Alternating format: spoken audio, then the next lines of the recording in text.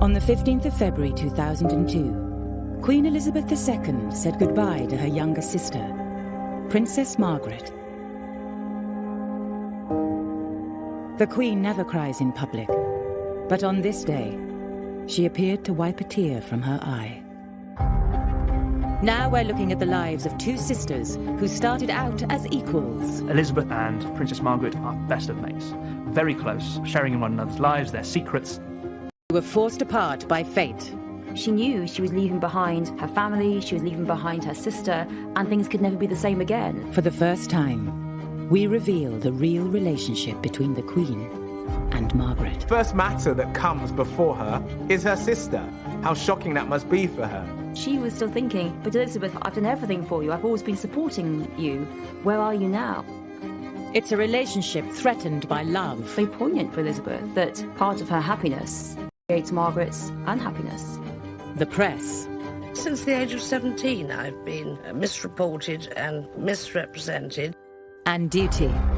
Elizabeth now knows that if it comes between the crown and her love for her sister or her love for anyone else, the crown has to come first.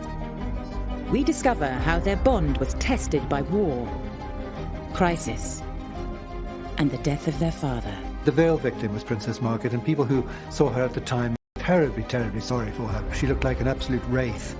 And how the crown would drive a wedge between them. Margaret's importance has been completely displaced by her sister. No one cares about Margaret anymore.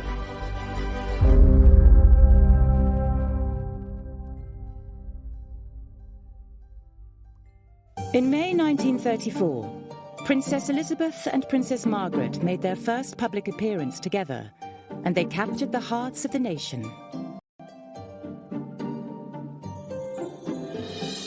Here were these two little girls in their identical pink coats and little pink bonnets trimmed with roses.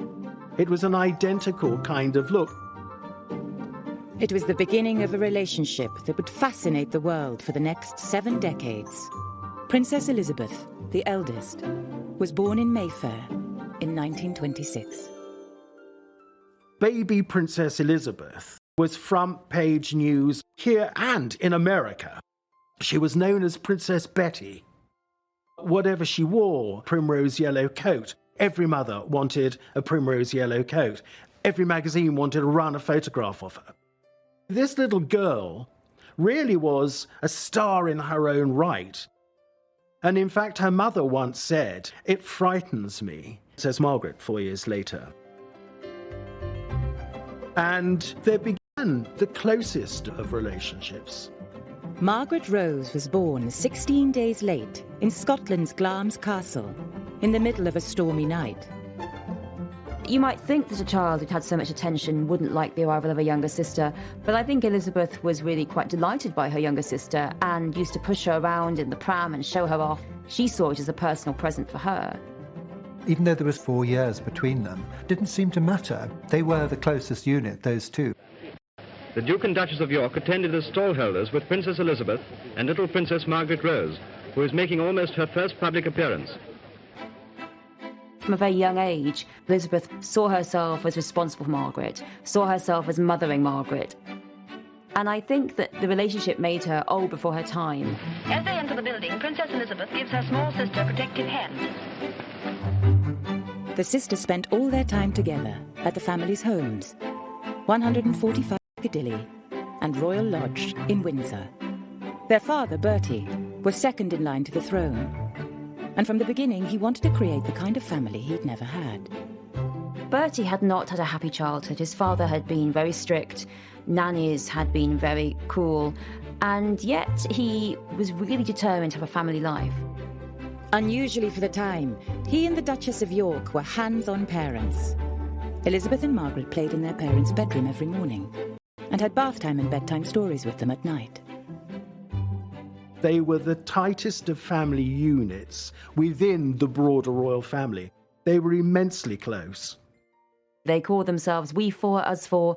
That's what they felt, that they were absolutely perfect in themselves, just all they needed. The Duke of York referred to Princess Elizabeth, Lilibet as she was known, as his pride, and Princess Margaret as his joy. Although the sisters incredibly close. They already had very different personalities.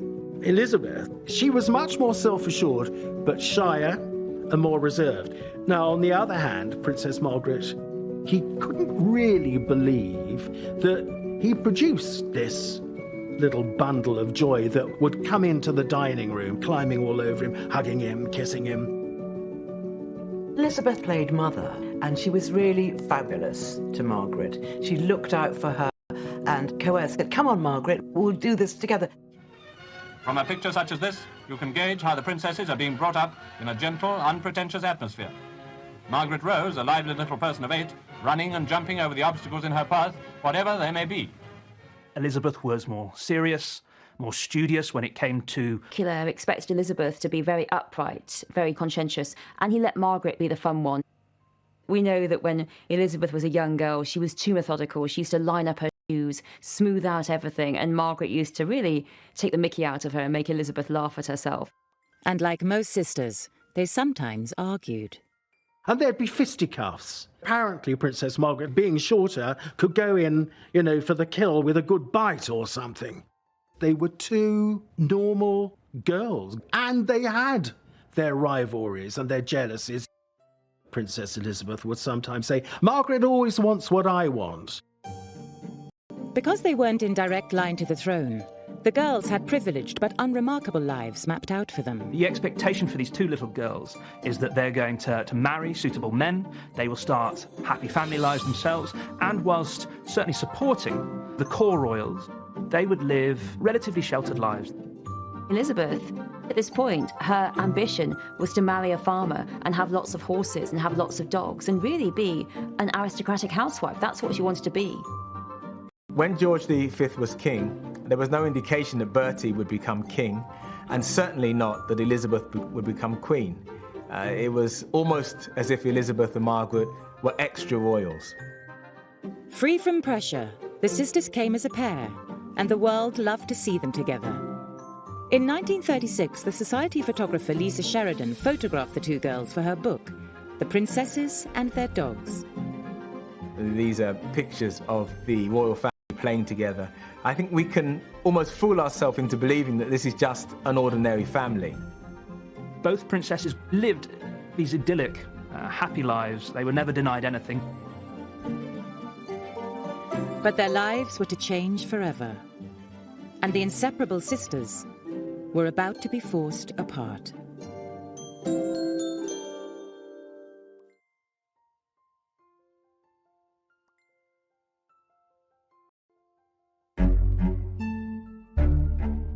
Up to the ages of 11 and 6, Princesses Elizabeth and Margaret lived quietly together. They had the same lessons, the same clothes, the same interests. But on the 12th of December 1936, their lives suddenly became very different. Their uncle David gave up the throne of England so that he could marry divorcee Wallis Simpson. And that meant their father, as next in line to the throne, would become king. Edward VIII had been trained all his life to be king. The Duke of York had never been trained for kingship at all. Until about 3 weeks before the actual abdication, it was inconceivable that this was going to happen. And so it dawned through them all. It was a seismic occurrence that Uncle David was going to give up the throne. And as Princess Margaret put it to me, because I said to her, "How did you learn about the abdication?" And she said, "Well, from my sister, who said, Uncle David is going away and Papa's to be king." So I said to her, "Does that mean you'll be queen?" And Princess Elizabeth said, "One day." Elizabeth and Margaret's world changed almost overnight. The cataclysmic change from minor royal to major royal, from house to Buckingham Palace, can't be overstated. But it is a huge upheaval in your childhood at the age of 10 for Elizabeth. And already she was a little girl who pushed emotion to the bottom. George VI was very stressed by the job of king. It was difficult, it was stressful. He found it hard, and so their available, devoted father was now changed into someone who was more short-tempered, who wasn't around more. It was really difficult for them. Really, Elizabeth and Margaret had to get on with it, and had to get on with it by themselves. Elizabeth and Margaret supported each other a lot during those early days after the abdication. On the 12th of May 1937, the Duke of York was crowned King George VI, and the two princesses were centre stage. They had little dresses designed for them of white lace trimmed with gold bows. Princess Elizabeth's train was slightly longer than that of Princess Margaret. She wasn't happy about that. Why is Lilibet's train longer than mine? The sisters had always been treated the same, but now Elizabeth was more important. She was heir to the throne, and that meant she would need a better education. Princess Elizabeth immediately became heiress presumptive at 10 years old. It was felt that what she needed to be instructed in was constitutional history, European history, and the man that was chosen to do that was Sir Henry Martin, who was the vice provost at Eton College. The sisters, who were used to doing everything together, were now being prepared for very different futures. As Elizabeth settled down to serious studies, Margaret continued with piano and French in a separate room. The fact was that Margaret didn't have much of an education, and she had less and less of one as time went on because all the resources were concentrated on Elizabeth. I was talking to her about it on one occasion, and she was very short-sighted, wasn't it? Because your grandfather, King George V, was the second son. Your father, King George VI, was the second son. You were a second child, but a heartbeat away from the throne Princess Elizabeth inherited. Yes, I know, she said. It's very short-sighted. We know that Margaret felt a bit left out, and that in later life she takes to educating herself because she feels she's missed out on so much. So there was, I think, a sense that her sister was now getting all of the attention, was getting this greater education, and that she was an afterthought. She was born at the wrong time, because if she'd been born a generation later, she presumably could have insisted on going to university and developing those skills. Margaret did resent her lack of education, and she blamed her mother for it very much. I don't think she ever quite forgave her, to be quite honest. Although Elizabeth was the centre of attention, their bond remained strong. There was no resentment between them, absolutely none, but that was really Elizabeth putting her emotional arm around Margaret all the time and making sure that Margaret was included. Elizabeth took care that Margaret wouldn't really notice that perhaps she was spending more time with her father. It's sometimes said that she was very jealous of her sister. Well, I have to say, in all the years that I knew her, I didn't get any indication of that. But that is not to say that there weren't things that Lilibet had that she didn't. So there were things that she would have minded not having, but I don't think it was jealousy as such.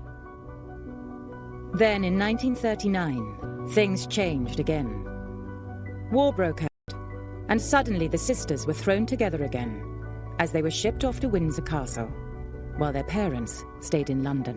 When the Nazis invaded Belgium and Holland, because they were getting rather close, and we packed for the weekend and stayed for 5 years.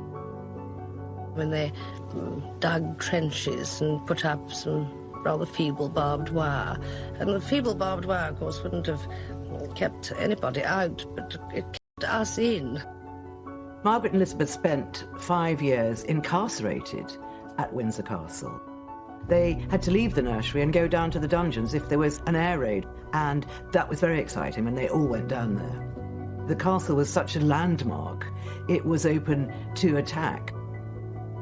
The war taught Elizabeth and Margaret a lot about depending on each other and not telling anyone outside about their feelings and their problems.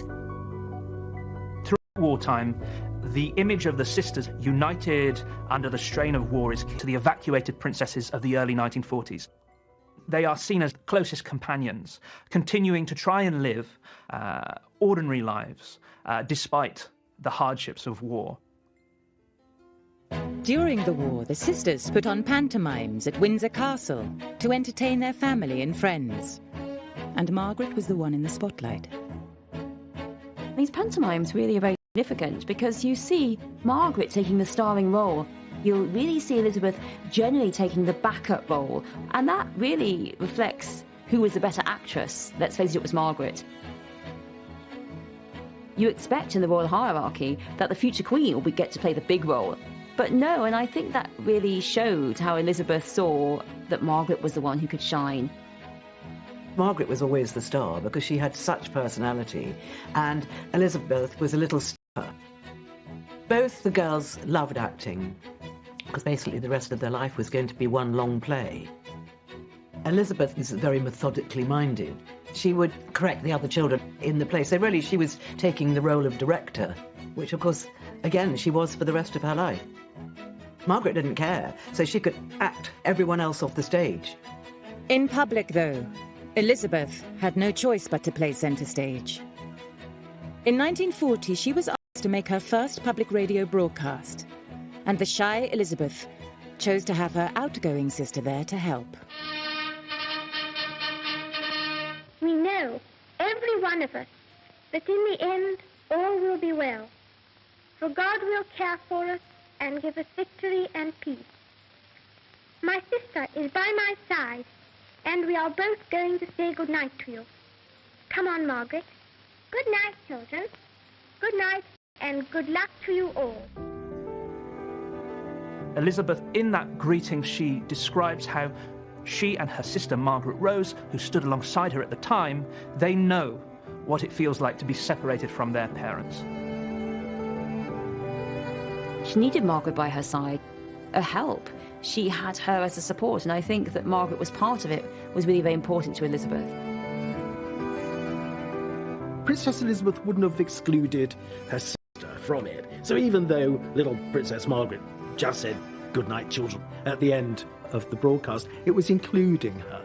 It was an indication of the bond between them.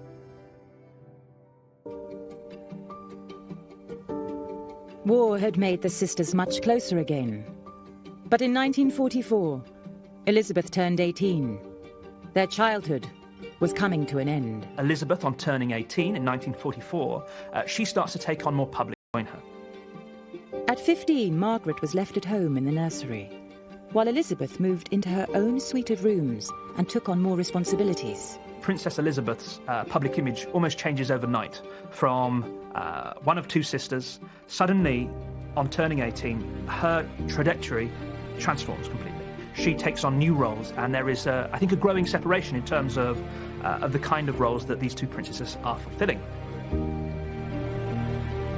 Two different pathways that the princesses are going to move along. They emerge out of the war, and really from the end of the Second World War onwards, we see Elizabeth taking on more and more responsibilities in readiness for becoming queen.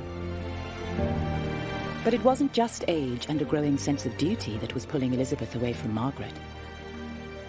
Elizabeth was in love. And when she fell for exiled Prince Philip Mountbatten, she told her sister all about it.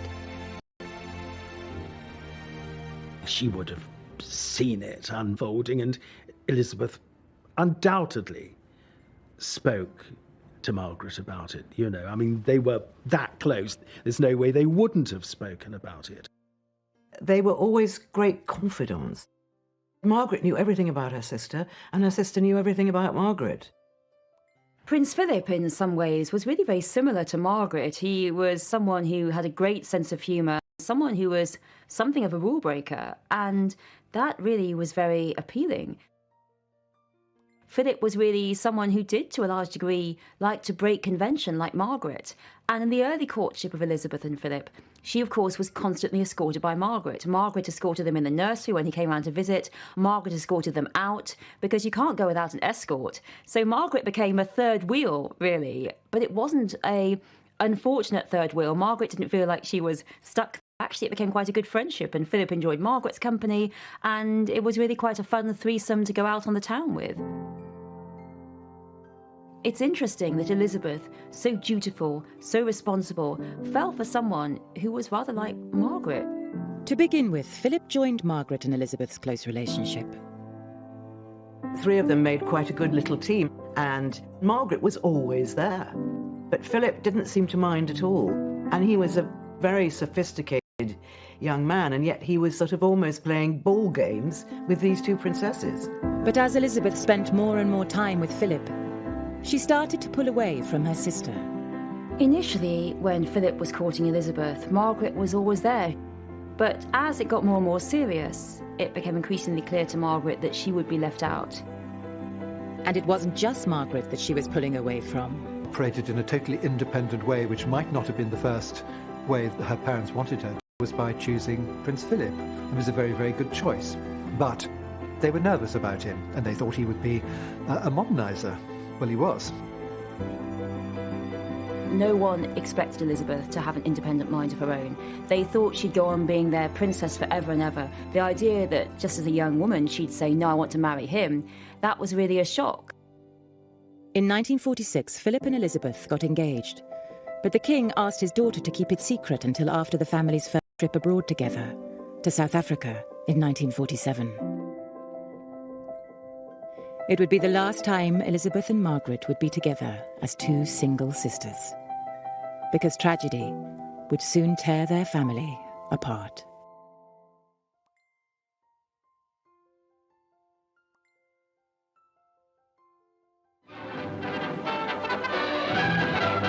Between two lines of warships, led by Duke of York and Nelson, the Vanguard steamed her course, while ship after ship saluted the king and his family as they passed.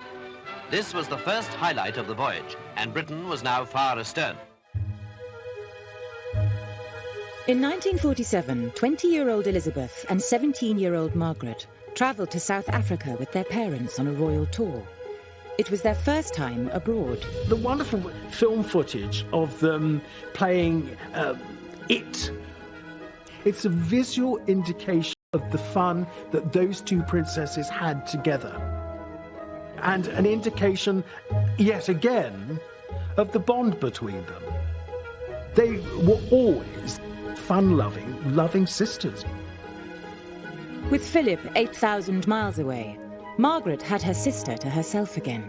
They went riding, attended ceremonies, and went to parties. The sisters were so close. They went to a ball together, and because it was an official party, they had to do their duty and dance with everyone. And after the party, they were spotted just chatting away together, laughing about the evening, and just being two sisters together. They sat there and had a giggle and talked like sisters do about the funny people they'd met, and Margaret would be mimicking the person that she'd danced with. They just had this intimacy of the two of them. Behind closed doors, she and Princess Margaret are still best of mates. Very close, sharing in one another's lives, their secrets. They are normal, young, fun-loving princesses.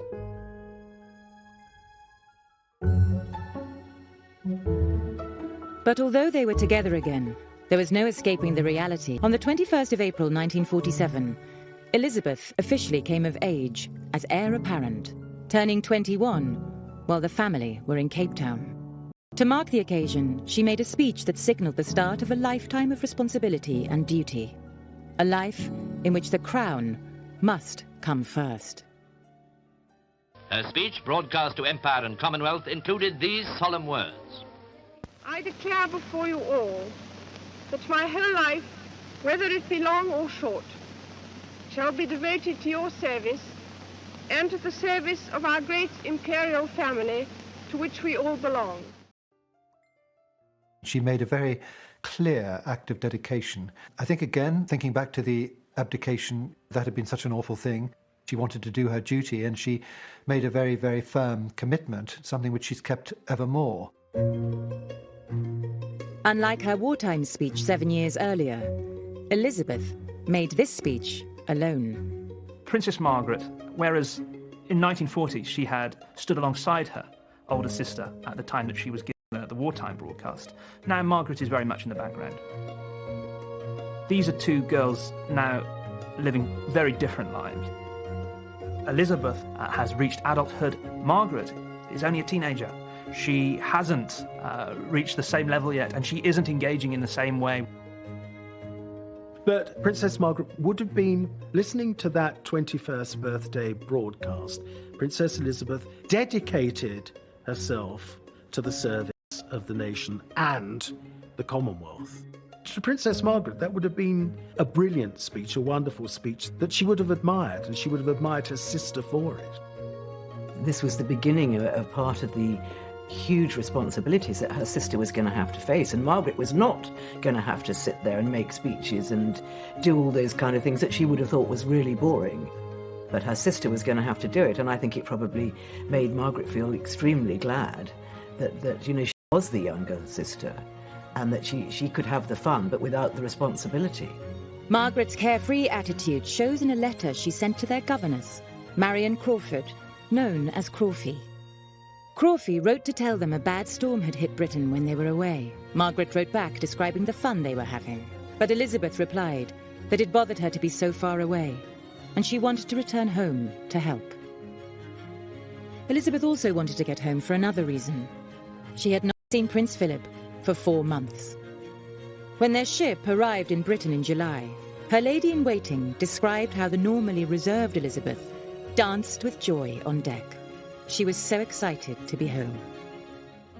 47. Elizabeth and Philip's secret engagement was finally revealed. The heart of the world is thrilled by the prospect of one royal wedding with a genuine aura of romance.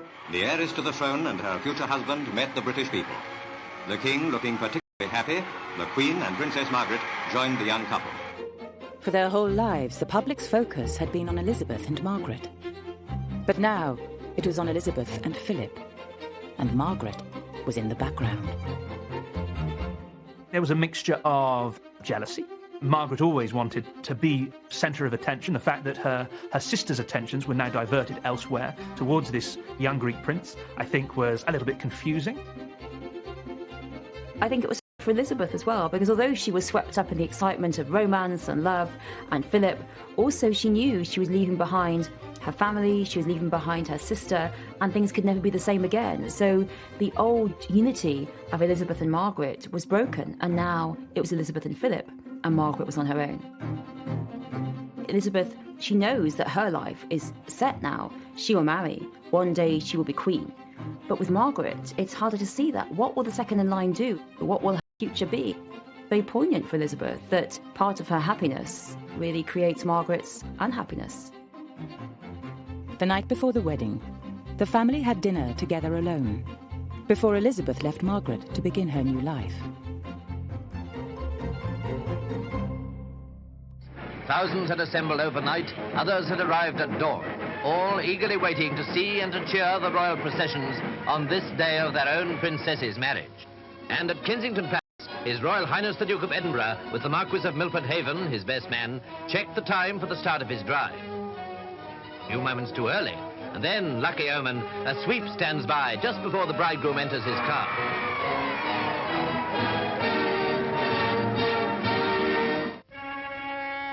The royal wedding took place on the 20th of November 1947 in Westminster Abbey. Margaret was chief bridesmaid. She took great care that her sister's train shouldn't catch on anything and was constantly straightening it. Princess Margaret leads the 8 bridesmaids who have come to join the bridal pair.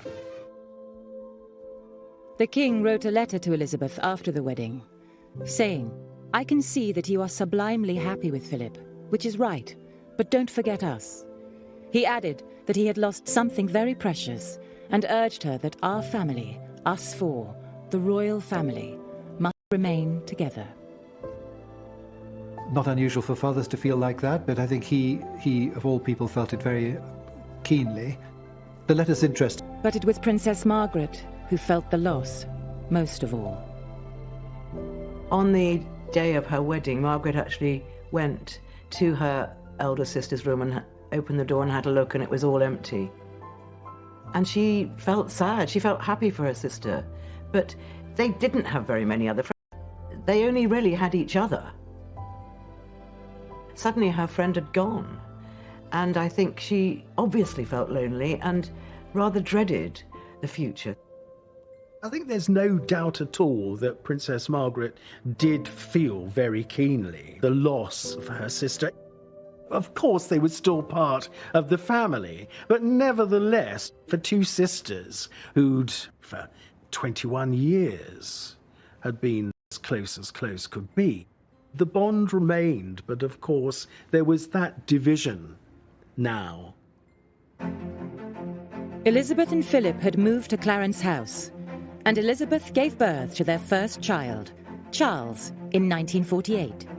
And this was an event of great excitement to Princess Margaret. When she knew that he was going to be called Prince Charles, she said, "I suppose I'll now be known as Charlie's aunt," after this great theatre character.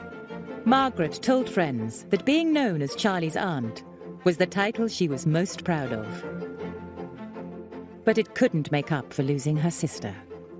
Elizabeth and Philip, and them with baby Charles, had their own lives. They also had official lives. And Margaret, until she became 18, was still the daughter of the house, the daughter at home. Without Elizabeth, Margaret was desperate for company and went out every night. There was a parting of the ways. Margaret was the party way, the irresponsible way, and I think that made up a little bit for missing her sister. Queen Mother recognised that with Elizabeth gone, Margaret was lonely, and so she really wanted Margaret to go out and have the fun that her elder sister had never been able to have because of the war years. Princess Margaret just loved having fun. Her grandmother, Queen Mary, said that she's so mischievous. She makes us laugh. She was a hugely entertaining character. She could make a party go with a swing. And the press loved photographing Margaret out on the town. He was the archetypal clown, the tears of a clown. She was fun, she was beautiful, she was exciting. At a party, everyone wanted to speak to her, but underneath it, there was a lot of pain and damage. 1948 was when she said to me it was my coming out year. The print media wanted photographs of actress Elizabeth Taylor. The other was the very beautiful Princess Margaret. She was becoming iconic. Everything that she did made front page news. When she was 19 and she was in Italy, the Italian press bribed the chambermaid so that they could go into her bedroom and describe what her lipstick was, what perfume she used. She kind of, if you like, didn't just come out, but took off. The press obsession with single, glamorous Margaret allowed Elizabeth to slip away to enjoy the quiet married life she'd always dreamed of, joining Philip on his new naval posting in Malta. When Elizabeth goes to Malta with Philip, it is her chance to live a normal life as really a normal naval wife, and she loves it. It's really a time that she looks back on as one of the happiest times of her life, that she can just be a naval wife. She has this idyllic world. There she could drive around in her own car and just go shopping like any other naval wife, go to polo matches, go dancing in the Venetia Hotel. It was very relaxed. Margaret is generating all the headlines in a way that enables her sister to live out this quieter, more private and secluded life in Malta. But Elizabeth's happiness was about to come to an abrupt end.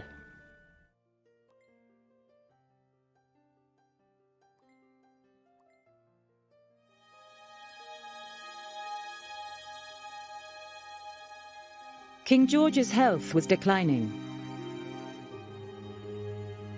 Both his daughters stood in for him more and more on royal duties. And in 1952, Elizabeth and Philip rushed back from Malta to take the King and Queen's place on a royal tour of the Commonwealth. The King and Queen and Princess Margaret and others saw Princess Elizabeth and Prince Philip off on the plane. Those images are the last images that we, the general public, see of the King. He didn't look well, and yet they can't have been expecting him to die as quickly, otherwise I don't think they would have sent Princess Elizabeth off on such a long tour. But it must have passed through their minds that they wouldn't see each other again, so those images are very poignant. A very warm-hearted reception had been prepared for Princess Elizabeth and the Duke of Edinburgh. and there was a special reception for school children on the lawns of Government House. The Princess and the Duke, driving slowly round so that all the 12,000 children could see them, received a tremendous welcome. On the 5th of February 1952, Margaret was home with her parents at Sandringham. They'd been out, they'd come back, they'd had a lovely evening. And then the king retired to bed, and sometime during the early hours of the next day, the 6th of February, he died in his sleep. Nobody knows what time. And this, of course, was just totally devastated Princess Margaret. She only had her mother to keep her company in the aftermath of George VI's death, separated, of course, from her older sister, who had always provided a sense of reassurance and leadership at times of crisis. The big difference between the two sisters is that with her father's death, Elizabeth is now queen. And with that role comes the business of queenship, duty, service, and public engagements. She has new roles to fulfill in the absence of her father. Margaret, on the other hand, doesn't have all of these roles to fulfill. Margaret felt completely alone. George VI had always spoiled his Princess Margaret. He'd had this very close relationship with Margaret. He is gone and she is bereft. She loved him dearly and writes later how much she missed him, how much a good man he had been. And instead, all she has for company now is her grieving mother.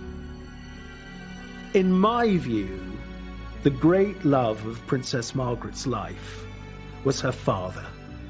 She absolutely adored him. And his death, bear in mind, she was only 21 years old. Just absolutely floored her. She was devastated. But Margaret, through this whole period, was actually very much on her own. She was very much alone. And Princess Elizabeth, who of course had instantly become queen, was very much aware of this. She wrote to a friend saying that I have a husband, I have children, I have a job to do. But for my mother and sister, they will find it terribly lonely. It's really very difficult for Margaret and for the Queen Mother. All of a sudden, they're not important anymore. They were always the royal family. Now they're not. Now they're just also Rans, and it's the Queen and Philip who are important. Margaret's importance has been completely displaced by her sister, and it's hard for Elizabeth to see her sister suddenly being sidelined. No one cares about Margaret anymore. All attention is on the Queen, Philip, Charles and Anne. The King's death was the greatest tragedy in Princess Margaret's life. She lost her mainstay, a father sedatives.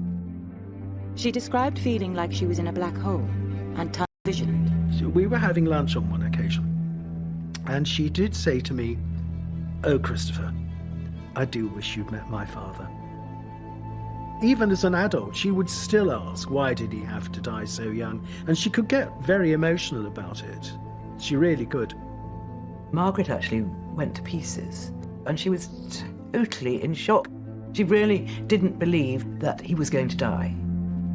And her sister wasn't there. Her sister was married. Her mother was also in shock and grief, so she couldn't turn to her mother either. And for Margaret, her father's death had another very immediate impact on her day-to-day life. The veil victim was Princess Margaret, and people who saw her at the time were terribly, terribly sorry for her. She looked like an absolute wraith. Suddenly she'd lost everything. She would, of course, come to Windsor, Balmoral and Sandringham again, but now as a guest. These had been her homes before, and of course in due course she would move out of Buckingham Palace and move into Clarence House with the Queen Mother from early 53 through till 1960. It was not actually the best arrangement for her at all. For Elizabeth, it is different. She is above all the Queen, and she has the crown, and that takes precedence. And Elizabeth, who has always been the image of duty, now knows that if it comes between the crown and her love for her sister or her love for anyone else, the crown has to come first. Margaret was no longer just Elizabeth's sister. She was also her subject. And on the 2nd of June 1953, the nation was gripped as 27-year-old Elizabeth Windsor was crowned at Westminster Abbey. This is the biggest moment of her life. Not only are all the world's eyes trained on her at the centre of Westminster Abbey, she's also got her family staring down at her. And in the front row is her younger sister, Princess Margaret. I think Princess Margaret would have been aware that this was a hugely significant moment in her sister's life where she almost became another being. The moment of anointing, the moment of consecrating. It took her to another level, elevated her above all people. At the moment of the coronation, Elizabeth becomes divine. She actually grows another body, and this divine body is not the sister of Margaret. It is the Queen. It is head of state. Lady Glenconner, one of the maids of honour at the coronation, said to Margaret afterwards, "You looked a bit sad." And she said, "Of course I'm sad." She must have thought to herself, this is what the new order looks like. Over 20 million people around the world watched the coronation as Elizabeth became the most famous woman on earth. Elizabeth, crowned the head of a great family of nations.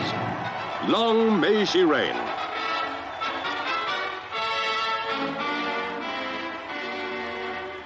But within 24 hours, it wasn't the Queen who was front page news.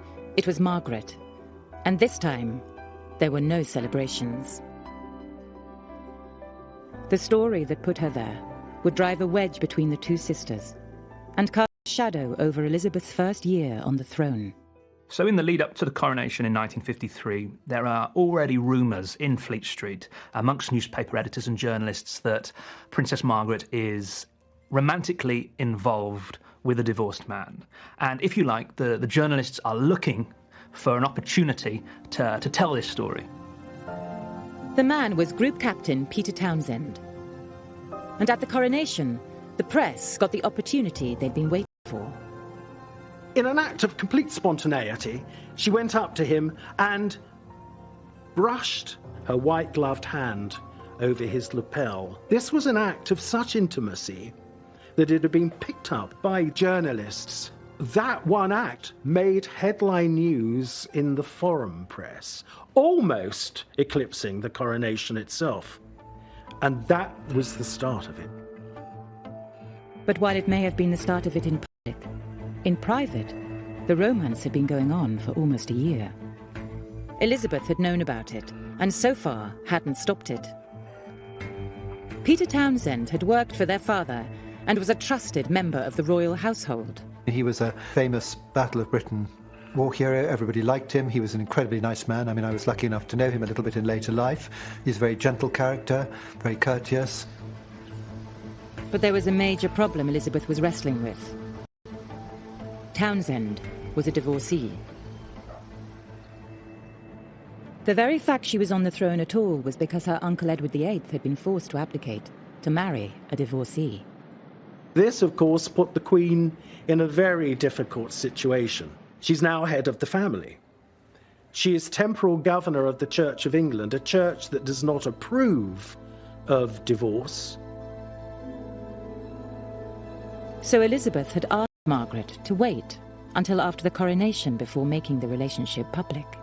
She was quietly hoping the love affair would have cooled off by then. In some ways, it's almost the Queen saying to her sister, well, are you quiet? It might fizzle out. Elizabeth knew her sister the best and understood this is what her father would have wanted her to do. You know, always look after little Margaret. And I think she always felt very responsible for Margaret and wanted to put a wing around her, as it were. Both the Queen Mother and the Queen, both Elizabeths, really thought that it was Margaret's fascination and infatuation with a much older man. It would blow over, nothing would happen. And so as a consequence, it wasn't stopped, it wasn't discussed until it was far too late. Now the secret was out. Elizabeth could no longer resolve the tricky situation in private. With the cat out of the bag, the newspapers, politicians, and even the church all waded in. debating whether a Queen's sister should marry a divorcee. From this chink in the armour of the royal family explodes the story. For months, the coronation has been dominating the press coverage of the royal family, and Elizabeth has been the central figure in that narrative. In the days and weeks immediately after the coronation, all of that attention switches onto Margaret. She becomes the story. But Elizabeth had yet another complication to consider. The Church of England bans marriage to divorcees, and there's even a law that forbids royals from the line of succession if they break this ban. It's clear that Elizabeth and Margaret are no longer just two sisters. They're now queen and subject, and the toughest challenge their relationship has ever faced is about to come to a head.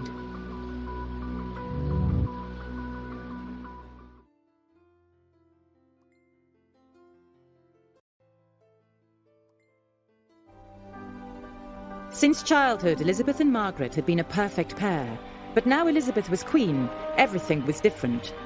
She could no longer give Margaret advice and support just as a big sister. Their relationship became subject to the law.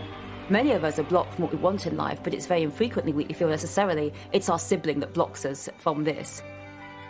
The Royal Marriages Act says if you're in line to the throne, you must have the monarch's permission to marry, until you're 25. Margaret was 23.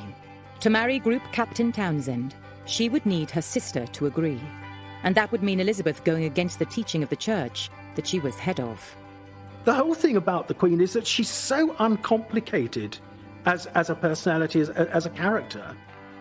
She couldn't understand why her sister had to go and fall in love with a married man. You know, she just flummoxed, really. Elizabeth may have been puzzled by Margaret's choice, but she desperately wanted her sister to be happy.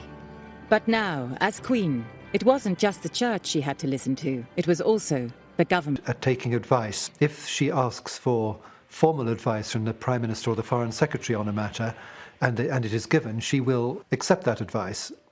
The only time the Queen has ever really spoken about being Queen was that she said she was thrown into it. She had no rule book except to do what her father had done. She kept all the old courtiers, most of whom were much, much, much older than her. She had a prime minister who was much older than her. She was treading very carefully. The Prime Minister was 79-year-old Winston Churchill. He remembered the last royal marriage crisis between Edward VIII and Mrs. Simpson. And so did Tommy Lascelles, the Queen's private secretary. He was a relic from her father's court, and he definitely didn't approve of Townsend. There was a snobbishness at court regarding Townsend and Townsend's background. Though he had a sterling military record, he was ultimately a commoner. Not only that, he was a servant of the royal household. What should a royal servant be doing consorting with a princess? They don't agree. Townsend is a suitable choice for Margaret. Elizabeth was under huge pressure. While her advisers disapproved of the relationship, the public was very much on Margaret's side. The Daily Mirror announced a poll, and out of 70,000 replies to the poll, 68,000 replied saying she should be able to marry whoever she wants, whatever his background, whether he be divorced or not. So the public were very much on side. The Queen was in an impossible position. She had to decide, be a good queen or a good sister. You see Elizabeth very torn, because, of course, Margaret says to her, you can imagine, but you're the Queen. You can change things. You're the most powerful woman in the country. And Elizabeth is being told over and over again, this is how things are done. This is how things must be. You can't change it. You can't change it just for your sister. You can't have an exemption for her. Things have to stay the same. In the weeks after the coronation, Tommy Lascelles and Churchill hatched a plan to send Townsend abroad on a posting to Brussels and ask the couple to wait 2 more years. In the meantime, the Queen Mother and Princess Margaret are going off on an official visit to East Africa. What they do is to get rid of him 2 days before the Queen Mother and Princess Margaret come back to London. And Princess Margaret really minded that. She said, we were promised that we'd be able to say goodbye, that we were promised that he wouldn't go before I got back. Lascelles' plan was a blow to Mark little choice but to agree. Margaret found it very difficult. Really, Peter Townsend had been someone she relied on. She missed him, she wasn't allowed to see him. For Elizabeth, the relationship of the sisterhood had been superseded by the crown. But for Margaret, the relationship with the sisterhood was still paramount. So she was still thinking, but Elizabeth, you're my sister. I've done everything for you. I've always been supporting you. Where are you now? One of the problems for Princess Margaret was not having anybody to talk to. Elizabeth stepped back. She had to. She didn't want to give a personal lead. She couldn't give a personal lead. The situation was painful for Margaret. And for her sister, it made the difficult job of being a new young queen almost impossible. Well, the Queen's not great at confrontation, and she does compartmentalise things. She had 2 young children, a gorgeous young husband, and suddenly she was queen in a man's world. Very much a man's world. Despite her personal feelings, Margaret could see the pressure her sister was under. And so, with Townsend away, she decided to help Elizabeth. Margaret saw that her sister was really going to need her. You know, even if it was just a telephone call in the morning to cheer her up. And they did speak every day on the telephone. For the next 18 months, Margaret focused on her family. They spent time together at Royal Lodge, Windsor, with Charles and Anne, and up at Balmoral. She was a very attentive aunt. The Queen always called her sister Margaret. And Charles, Anne, later Andrew and Edward, William, Harry, all knew her as Margot. That was the family name. Margaret sort of took upon the role of helping her sister, and she was brilliant with the children. She absolutely adored Anne and Charles. She was the one that helped them and encouraged them with their schoolwork and made life fun for them. So I think she sort of found a little role for herself. With Townsend in Brussels, Margaret had put her sister first and her love life second. Then, in August of 1955, she turned 25. Now she no longer needed Elizabeth's consent to marry. But things weren't that simple. Margaret knew that if she went ahead and married Townsend, there would be serious consequences. If she decided that she and Townsend were still going to marry, the only option would have been a civil marriage. And at that time, she would have lost her civil list income. She would have lost her role as a working member of the royal family. She would have lost her place in the line of succession. Her sister on public occasions. But there was a tiny glimmer of hope. There was a new Prime Minister, Anthony Eden, himself a divorcee. That summer he visited Balmoral, and Margaret's problem was one of the main subjects he discussed with the Queen. As Elizabeth and the Prime Minister wrestled with the issue, Margaret herself wrote to Eden. And she said there would be a lot of speculation about Peter Townsend, and she said he would be coming back on leave in October, and she hoped to see him. And she said, it's only by seeing him that I can decide whether I can marry him or not. On the 12th of October 1955, Townsend returned to Britain. The tabloid journalists and photographers are following him everywhere. There's great speculation as to what it was they were talking about. What were Margaret and Townsend discussing? Was it a future together, or was it a breakup? Over the days that followed, Margaret continued her royal duties. On the 21st of October, she watched her sister unveil a new statue of their father. In her speech, Elizabeth II describes how George VI, despite personal reservations, when he became monarch, threw himself into the role and did his duty and put duty ahead of personal gratification. Now, one way of reading that speech is as a pointed criticism of Margaret and the fact that she was weighing up whether to do her duty or whether to put personal gratification first. 10 days after Townsend returned, the sisters met at Windsor with the rest of the family for a crisis conference. It could well be that she realised what the full implications might be, and the Queen Mother evidently said, and one thing they haven't thought about is where they might live. To which Prince Philip very curtly said, well, it is still possible to buy a house, you know. And the Queen Mother, in high dudgeon, got up and left the room, slamming the door after her. It was crunch time. Margaret realised by marrying Townsend, it would put a divorcee at the heart of the family and damage her sister's reputation. She had to be sure of her feelings before she made her decision. 2 days later, Margaret returned to London for a critical meeting with Peter Townsend. She's got the doubts that the feeling isn't as strong as it was, and that was undoubtedly on both sides. You can picture the scene where they both say, look, love you very much, but it's not strong enough anymore. A week later, Townsend left London.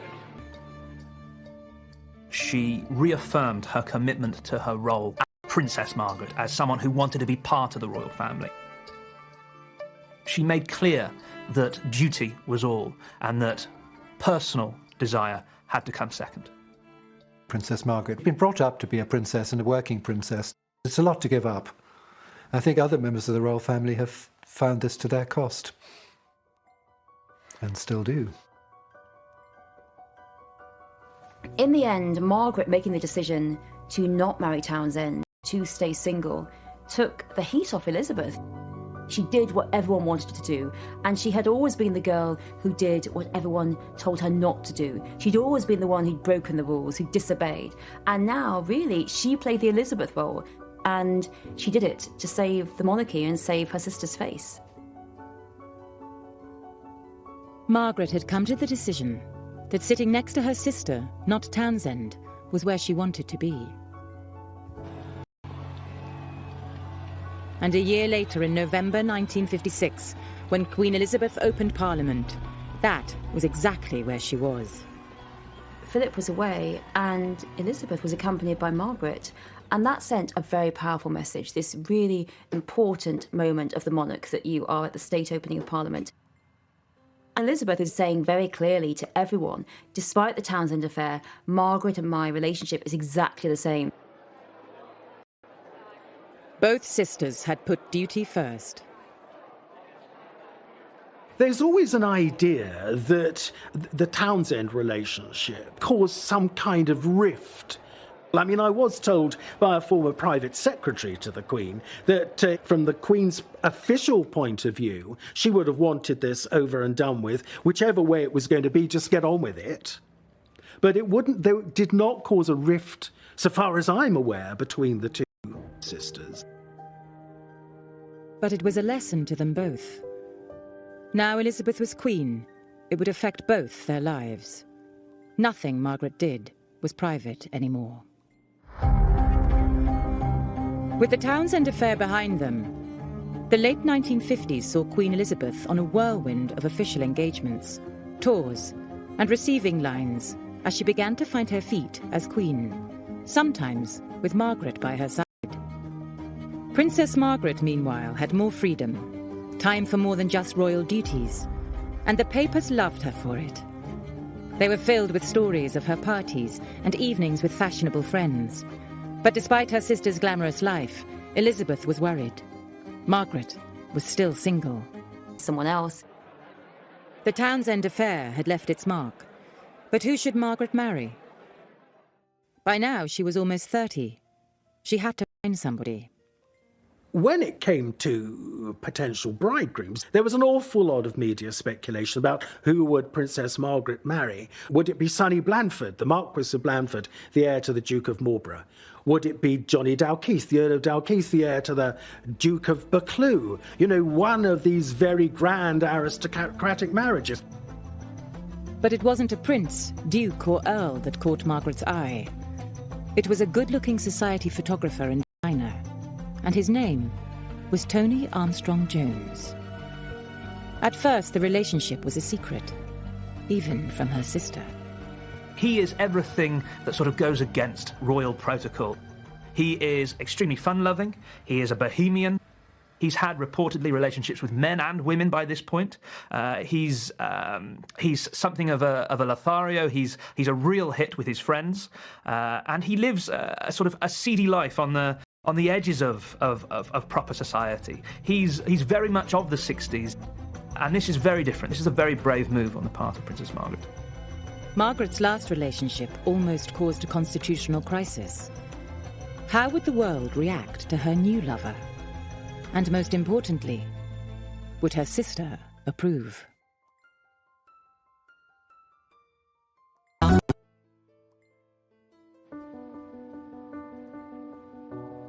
After the scandal of her last affair, Margaret hoped her sister would approve of Anthony Armstrong-Jones.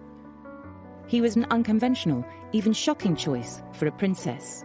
But he wasn't divorced, and Elizabeth knew her government couldn't object. Above all, she could see he made her sister happy. Desperate for Margaret to settle down, Elizabeth encouraged the relationship. She even asked Tony to redesign a building at Sandringham.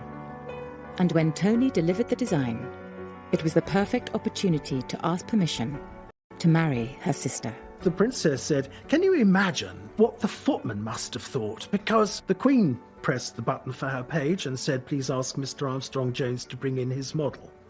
So in he went, and Margaret was there, and the Queen Mother was there, and the doors closed, and suddenly whoops of laughter and cheers and all the rest of it, that the Queen had said, "Yes, of course you can marry," and all the rest of it. What must the footman have thought that Mr. Armstrong-Jones just bringing in his model?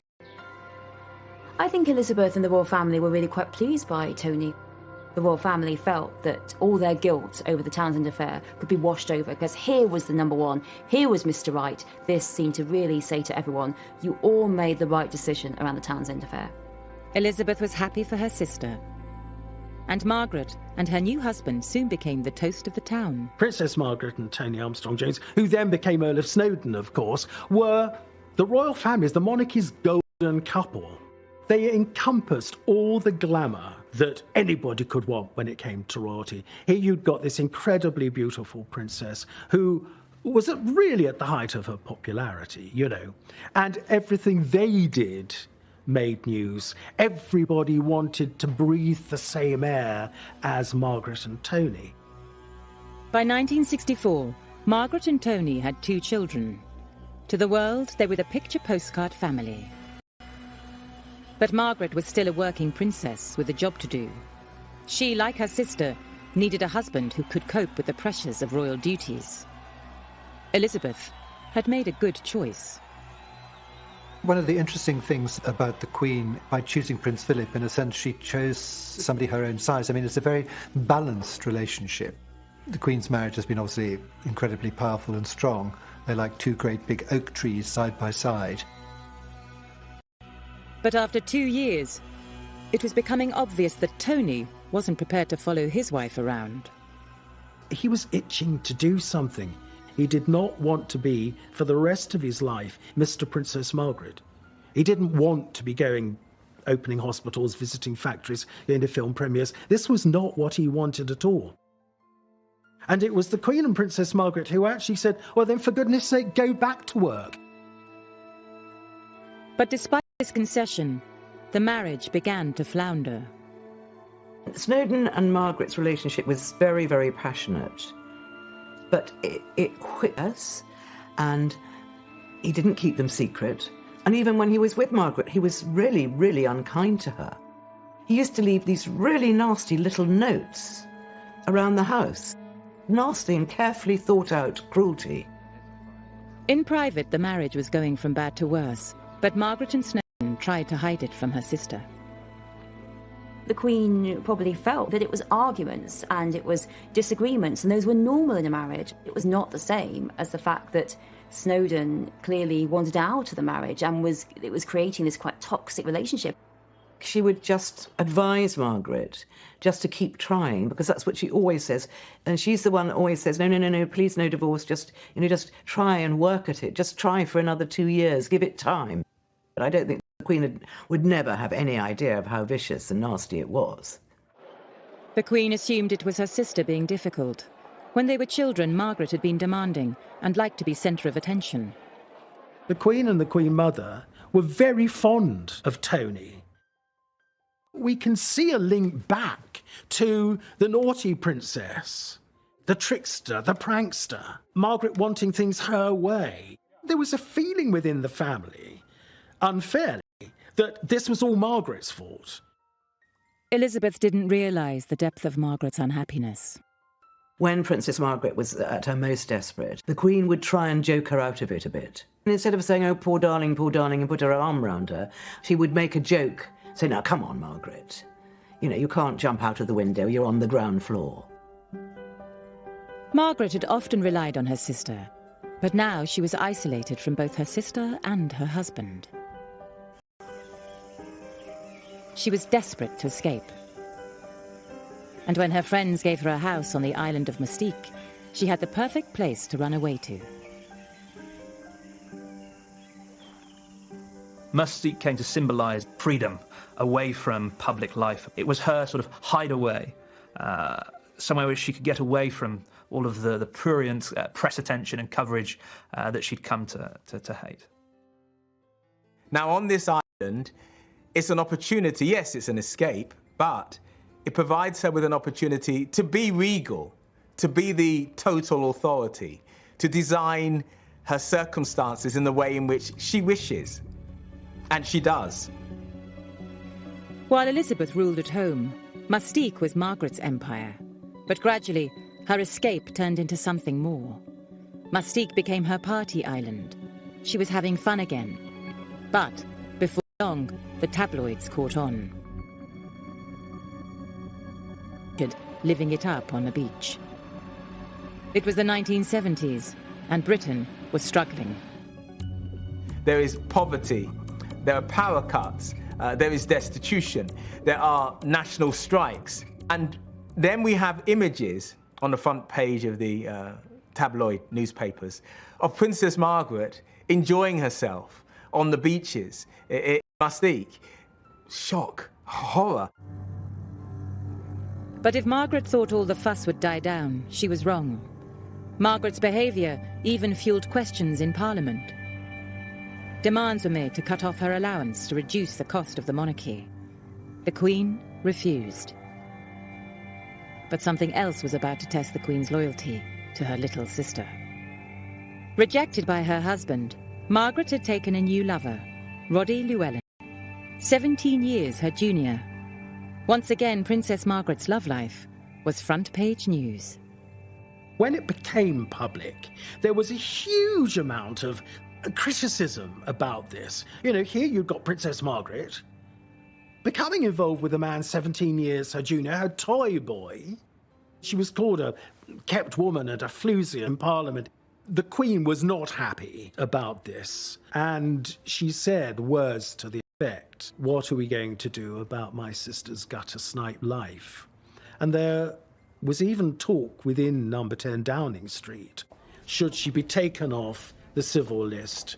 And if this is, if this is the life that she wants, what should happen? I don't think the Queen was too sold on that idea. But even Elizabeth felt her sister had gone too far. Her lifestyle was threatening the reputation of the royal family. She decided enough was enough. The palace released a statement.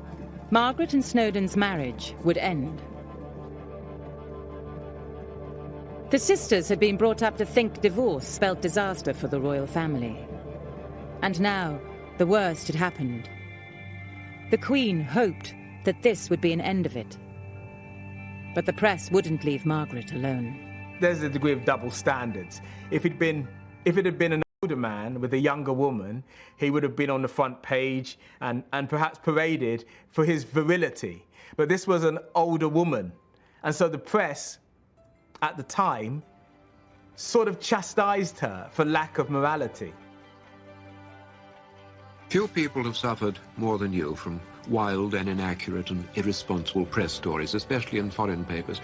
Can you laugh at them, or do you find them aggravating? I find them extremely aggravating.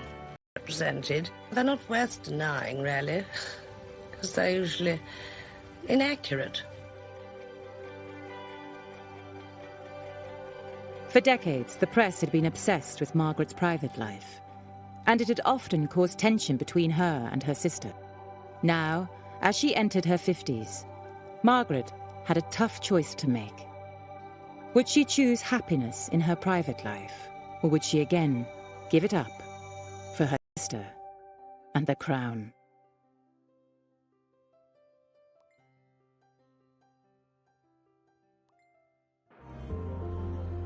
In 1980, Margaret turned 50, and Elizabeth was 54. Margaret was divorced, and within a year, she parted company with Roddy. Seemingly unable to have a private life without it damaging her sister, she resigned herself to remaining single.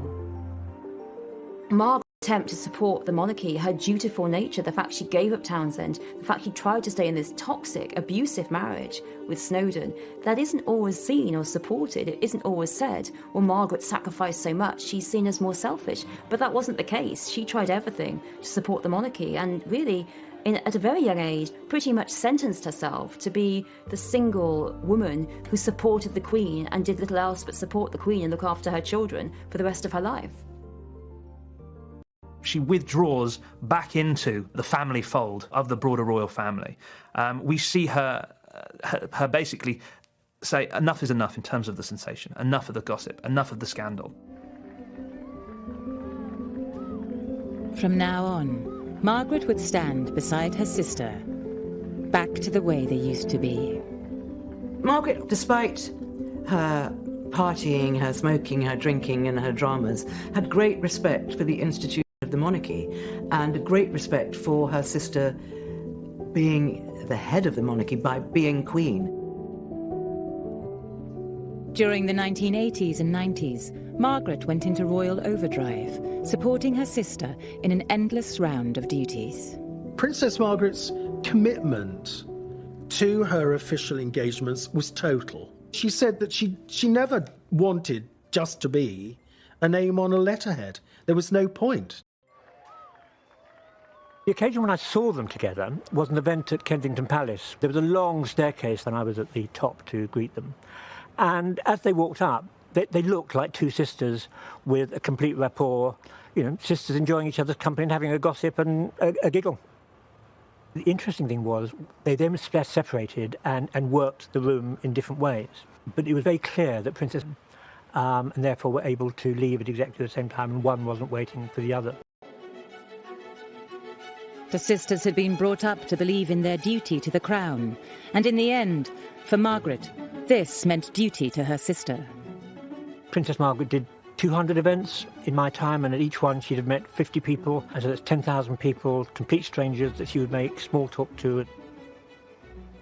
And after a while I thought, she can't actually enjoy that. It can't be pleasurable. And you have to think, why would she have done that unless it was a sense of duty to the Queen? When the Queen was in her late 60s, she had to endure the very public breakdown of her children's marriages, and Margaret was there for her. I think the sisters became closer when everything started to go very wrong for the Queen. She was in those very traumatic years of the 90s. Diana had always been very close to Margot. She adored Margot. To start off with, she and Diana got on extremely well. There was an occasion when Diana had a jacuzzi as Princess Margaret would have, jacuzzi. And Diana wanted her to see it, and the princess thought this was so brilliant that she wanted a jacuzzi as well. They were very close to one another until it all started to go wrong between Diana and Charles. When she saw that Diana's behaviour was bringing the monarchy into disrepute, she was angry because the monarchy was her sister. Margaret thought that Diana wasn't doing the right thing, that she thought that this was disrespectful to the Queen, to the idea of monarchy. And that's when there was the cut-off. If she felt that you were in any way letting the Queen down, being disrespectful to the Queen, betraying the Queen, that was it. She was always there. And I think she tried to help her sister to see how difficult life was for her children, and how sometimes it was better to just say, well, look, forget it and let them get on with it, let them divorce, let them part. And It's just life's rich pattern, really, and just because you're royal doesn't mean it can't happen to you. As Margaret got older, her health got worse, and it was her big sister who looked after her again.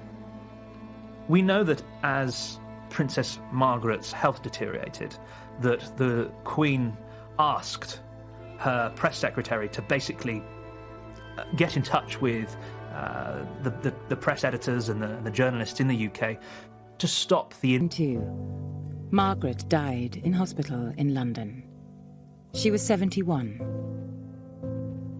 Elizabeth had lost her sister and her best friend. The loss of Margaret was really cataclysmic to the Queen. It was very, very painful. The Queen did see that Margaret's health had been put under strain by what had been denied to her emotionally. It's a very lonely place, being sat atop a throne, and to have a companion, to have a confidant who you can confide in and who you can tell your secrets to, and who shares in that life with you, I think is extremely important to both women. Even after her death, the press still painted Margaret as a rebellious, chain-smoking partygoer. But the truth is, much of her life was a dutiful one. By the time of her death, she'd been patron of 42 charities and had carried out 99 official visits overseas and thousands of royal engagements. Above all, she stood by Elizabeth, supporting her all her life. When we look back at the princesses' lives together, we could say that Margaret did end up sacrificing quite a lot. In some cases, she had given up something that she had wanted to maintain the strength of the monarchy and her sister's reign. Margaret didn't choose to sacrifice all for the crown because she loved the crown above all. She chose it because she loved her sister above all. She wasn't sacrificing for the crown, she was sacrificing for her sister. It was an unbreakable bond in a way that is probably difficult for anyone outside the royal family to understand, because their life is so unique and so different and basically so dedicated to duty and in a way destroyed by the fact that they're always on public show. So only Margaret would really know how that felt.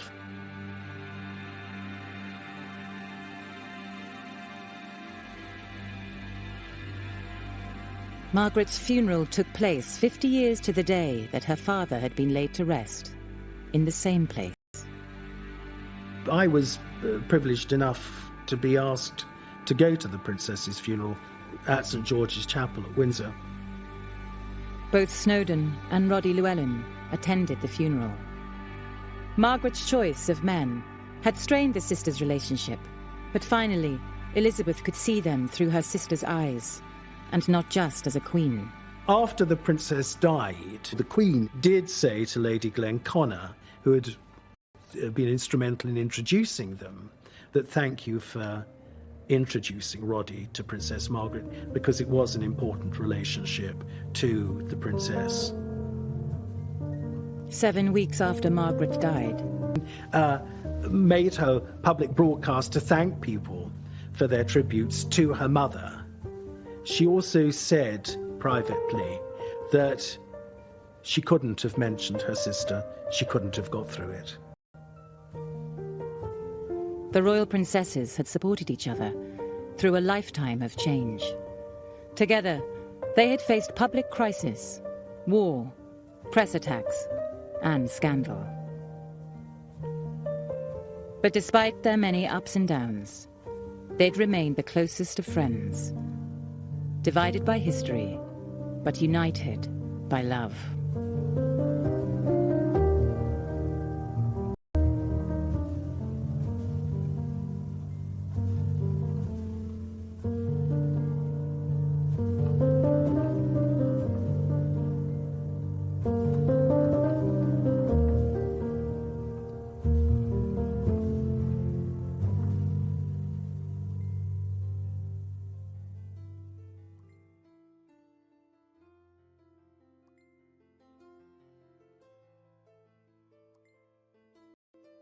To someone who was more short-tempered, who wasn't around more, it was really difficult for them.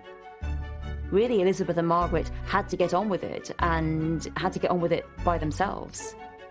Elizabeth and Margaret supported each other a lot during those early days after the abdication.